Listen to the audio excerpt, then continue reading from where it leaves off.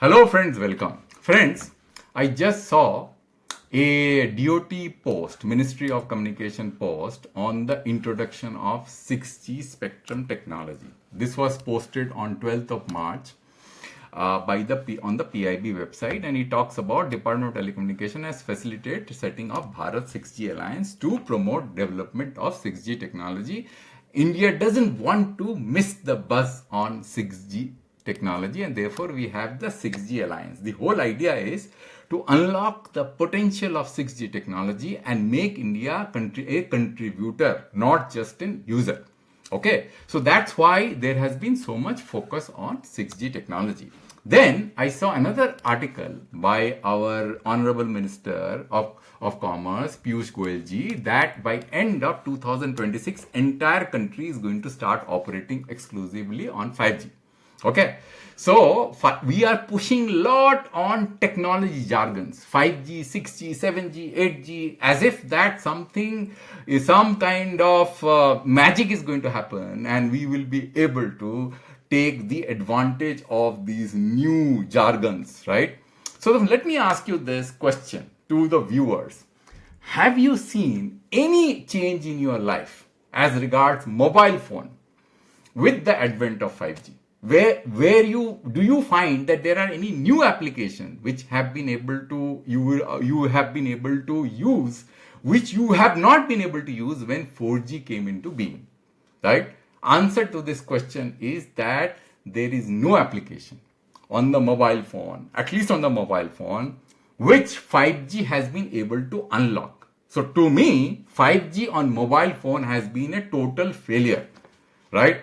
Now, whether you agree with me or not, many of you just poll and ask anybody, you will find that there are various videos which are being spoken about in the internet where they talk about why, and they are basically discussing why 5G has failed, right?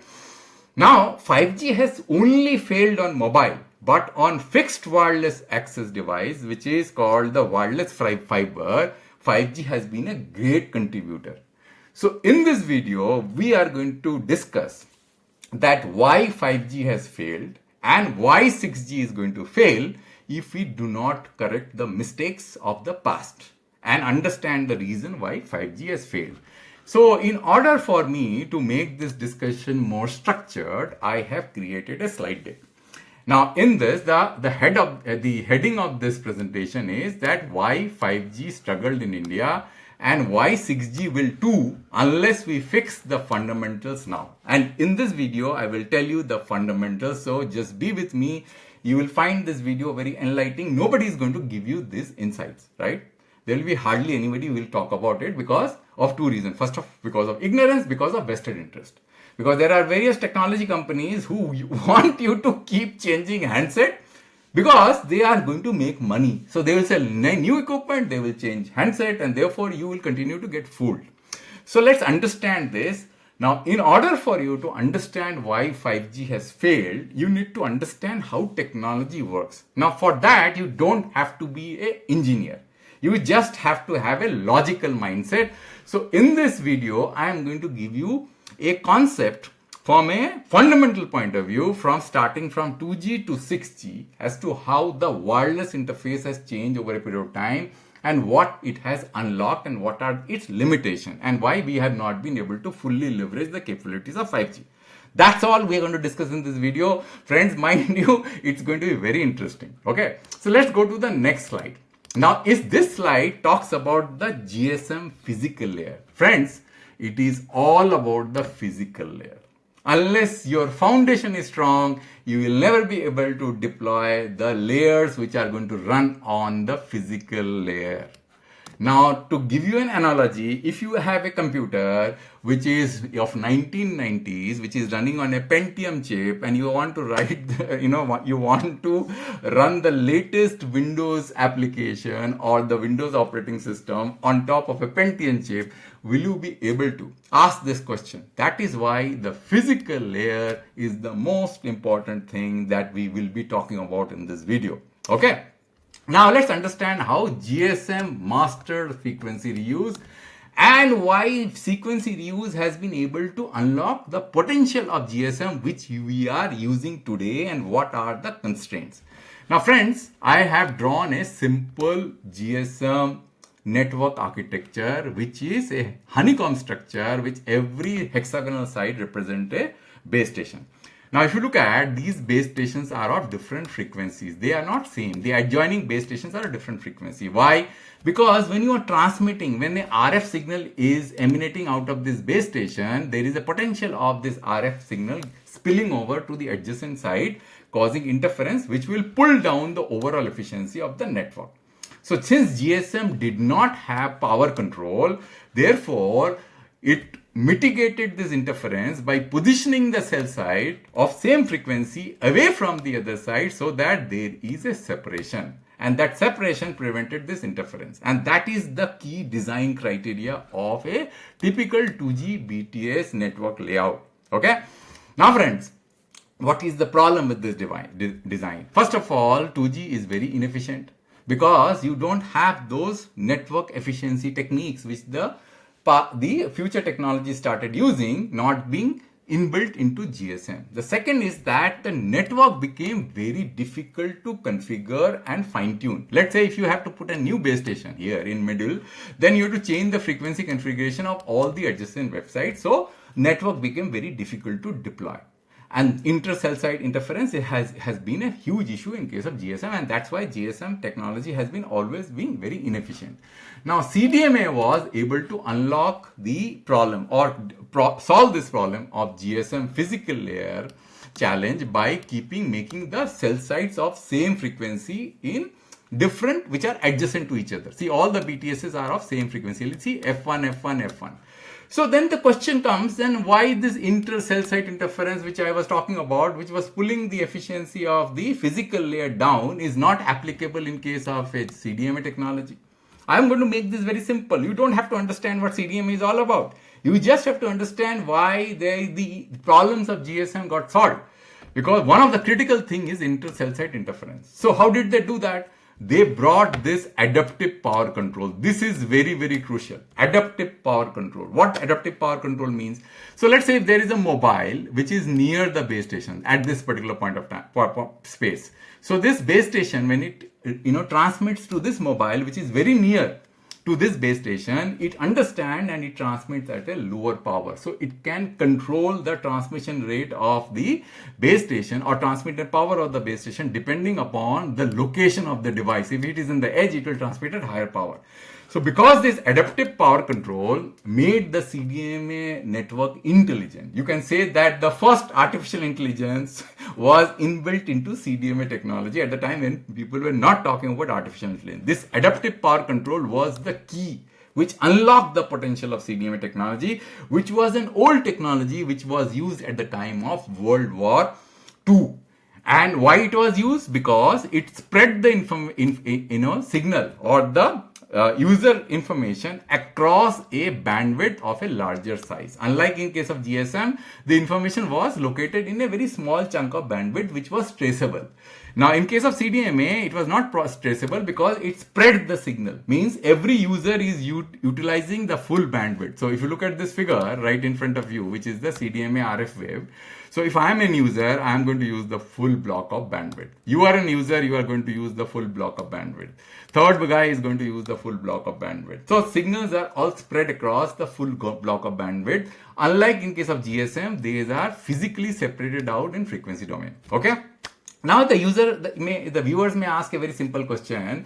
Then how the signal were discerned at the time when it was unlocked in the base station or the device? It was done using a very innovative technology called code base. Means the codes were used to detect those users individually from this noise, this jumbled up signal you see. From this noise, they were able to unlock. So CDMA was able to solve the problem or resolve some of the inefficiency of GSM by using this technique. Now the question that comes is, why then only 1.25 in case of CDMA and 5 megahertz? Because you could not have aggregated huge amount of bandwidth. You are limited to 5 megahertz in case of WCDMA, and in where you are limited to 1.25 megahertz in case of CDMA, which was the earlier CDMA technology which Reliance had deployed. Now, this 1.25 megahertz and the 5 megahertz not fully utilized. There was guard band, means there was wastage of spectrum. And why this kind of problem or constraint was that why you could not expand this to 20 megahertz, 30 megahertz, 100 megahertz, right? So this is a question that might come to your mind. The reason we could not do it because it becomes very difficult to manage a RF carrier of a larger size without the spillovers which happen at the boundary. Means you can't have a perfect filter, right, which cuts across the frequency domain like this vertically. You will always have spillovers, and larger the bandwidth, higher will be the spillover, and there will be inter-carrier interference. And that's why CDMA limited to a very, very small bandwidth, and that's why the CDMA data speeds were limited. Now 4G was able to resolve this by using a concept called OFDMA. Everything remains same. The BTS layout remains same, but the physical layer was optimized for frequency use by a concept called orthogonal frequency multiple access. Now what? Division multiple access. Now what does orthogonal frequency division multiple access mean? Now in case of CDMA, if it was CDMA, this whole bandwidth will be a single block of spectrum or an RF block of RF carrier where all the users are going to be jumbled up. Now here, instead of having a single block of spectrum which had challenges, what they did, they divided this block of spectrum into multiple subcarriers. Now the question is that why we did not do it in case of CDMA? We could have done it in case of CDMA also and expanded the bandwidth to 20 megahertz like in case of 4G. But that time the technology did not evolve. Now in order to limit the throughput of CDMA, they wanted to expand the total bandwidth at a time that can be handled. So that you could not have done otherwise because of this spillover which I spoke about here, right? This spillover. So what you did, you divided it into subcarriers and positioned the subcarriers in such a way that peak of one subcarrier coincided with the trough of the adjacent subcarrier, so that these subcarriers looked as if they are physically separated out in the frequency domain because they are not interfering with each other, because they are orthogonal. This is the concept called orthogonal, right? So they are orthogonally spaced such that they are not interfering with each other. So what do? You allocated, there are multiple such subcarriers, each of 15 kilohertz. So what did you do? You allocated the subcarrier to the user dynamically. So one user, if he wants to use a higher data speed, he can get n number of such subcarrier. Each subcarrier is going to aggregate, multiple of those subcarriers are going to aggregate and give you the data requirement you need. If you don't require, then those subcarriers are going to be freed up and will be given to somebody else. So this is how it expanded the overall bandwidth limitation of CDMA. Now, what did 5G do? So there is one more thing what 4G did. So sorry, what did 5G do? Now this is very important. The 5G basically enhanced this concept of subcarrier which we spoke about in case of 4G by adding one more dimension. What is that dimension? This is time dimension. Because earlier, if you look at this chart, this was only frequency dimension. There are no time dimension here, right? Now you will understand, let me explain to you what time dimension means. Time dimension means that you are segmenting these frequency blocks not only in frequency domain but also in time domain. Means, let me explain again. Let's say if you just physically try to visualize the situation. Let's say if you have one chunk of, let me just take my block. You have one chunk of bandwidth here. Now this one chunk of bandwidth will have what? It will have like this. It is going to basically extend like this. So that bandwidth, when the signals are being processed in the bandwidth, it is not only just going to be processed in the frequency domain, it is also going to be processed in the time domain. So one time slot, let's say of a particular duration, is going to be chunked into different, vectors, and each vector within that time slot is going to have a subcarrier like this. What you see here, subcarrier like this, and that subcarrier is going to be of different sizes. It can be of 15 kilohertz to 120 kilohertz, right? So it can be of 15 kilohertz to 120 kilohertz. Now you have increased the size of the subcarrier. The network configuration remained the same. So now what has happened is that because the subcarrier size has increased, you are able to drive signals or the symbols, what you call the small blocks of or bits that you call it, which is flowing over the network of a smaller size. Now, the bit duration has shrunk to a very small time block, which will decrease latency. Because in order for you to transmit signals of shorter duration, right, very, very small duration, you need larger block of spectrum. And that's why the higher subcarrier enables you to do that. The another thing that OFDMA did was, it was able to do another innovation which divided the RF carrier spatially into multiple beams. For that, you needed huge amount of antennas both on the devices and on the base station. Now, this is possible in the high frequency band, where large amount of antennas can be packed both on the device as well as on the base station. That way you are able to overcome the physical limit of a particular RF carrier, because you can't go beyond a certain bit rate because of noise. So if you physically separate out the path into multiple RF carrier, it is like running multiple strands within a block of copper cable. So if you have 100 strands, the capacity of the copper cable will go 100 times. And if you have 50 strands, then it is going to remain 50 times, right? 54 compared to only one strand. Similarly, here you have got multiple RF waves. So this is the next innovation that we did. Now the problem with this innovation is that it only works effectively at high frequency. And in high frequency, we have a coverage limitation, and the base state density has to increase tremendously. And we could not have unlocked this potential of high frequency, especially in India, because we cannot deploy so many base stations. So this innovation of the second innovation, which basically talks about the enhancement of channels into multiple, beams into multiple from such beams and pointing to each and every individual mobile, could not have been unlocked effectively in India or anywhere in the world. Now, why increasing subcarrier size reduces latency? I spoke about it. It says that it reduces symbol duration from 66.7 microsecond to 88.33 microsecond, faster data transmission, and low latency. We talked about it.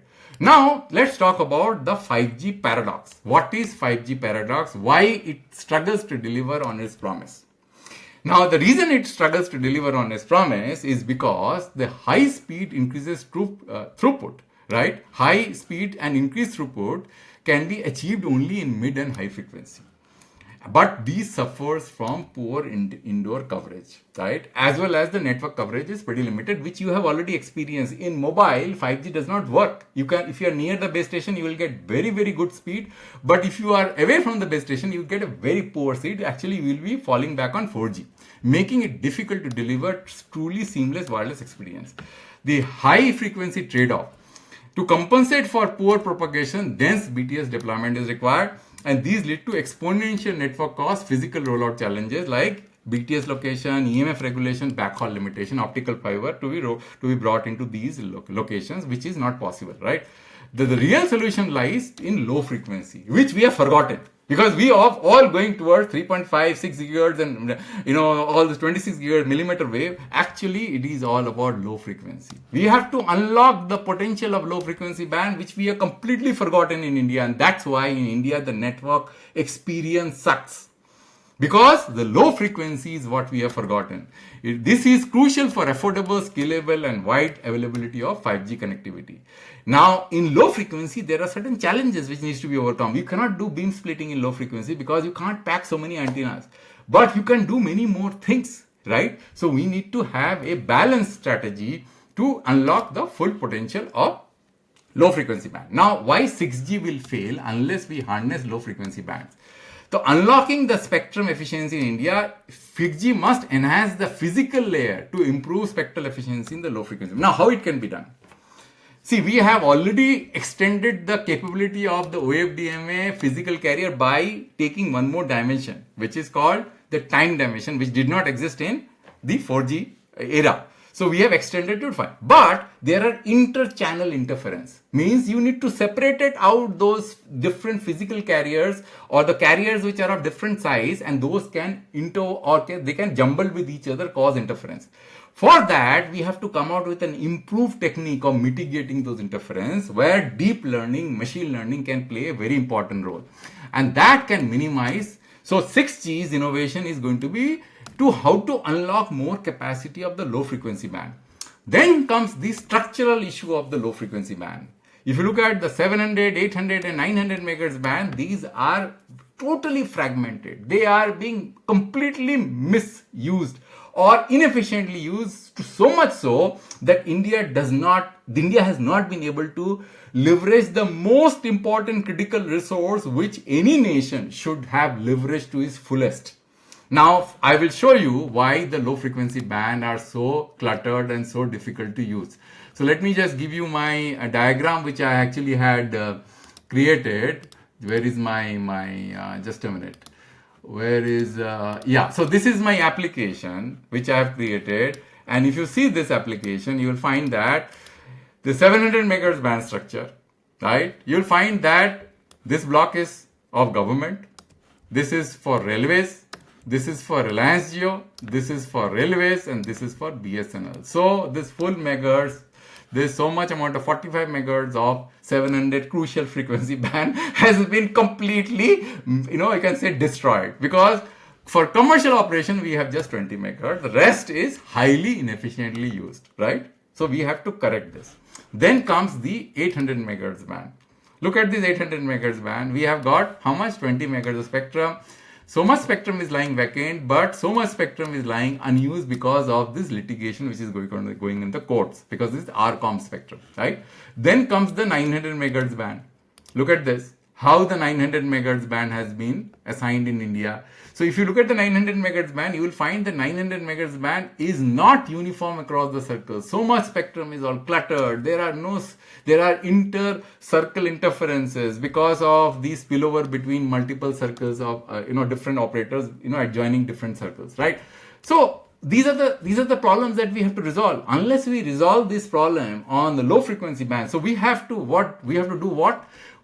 ensure that the low frequency band, right? We need to have large blocks of contiguous low frequency band assignment for the operators. One operator should have at least 30 megahertz of spectrum in the low frequency band, and then 6G should be unlocked the full potential of the 30 megahertz of spectrum and increase the spectrum efficiency of 30 megahertz to 2 to 3 times by using ML technology, machine learning, AI technology. Okay. Then only we will be able to leverage the real benefit of this advanced wireless technology. Then we have to create these blocks of spectrum. We have to declutter the frequency band. We have to come out with a country-specific strategy that how we are going to use the public sector units and how you should assign spectrum, the useful commercial spectrum, to public sector unit, which currently is done in a wasteful manner. Let me tell you, friends, that if you don't do it, then you cannot aggregate fragmented blocks of spectrum. Like, for example, if Reliance were to get 800, let me just show you, if I showed you here that Reliance has 700 megahertz band and Reliance has spectrum in, this is 700 megahertz red of Reliance has spectrum in 800 megahertz band also, this is, right? So these are 20 megahertz, 2 block of spectrum. Now somebody may ask the very simple question, why can't we aggregate this 2 block of spectrum and create a 40 megahertz block? Sorry, this is 10 megahertz and that is 10 megahertz, 20 megahertz block. Why can't we do that? The answer to this question is this diagram. So here what happens is that when 2 RF frequency bands which are near to each other in frequency domain, when they are combined in a RF network called a diplexer, that diplexer leads to a loss here. That loss is roughly around 2 dB. 2 dB is roughly 40%. The 40% of the network coverage of the low frequency band is going to be lost because of this diplexer loss.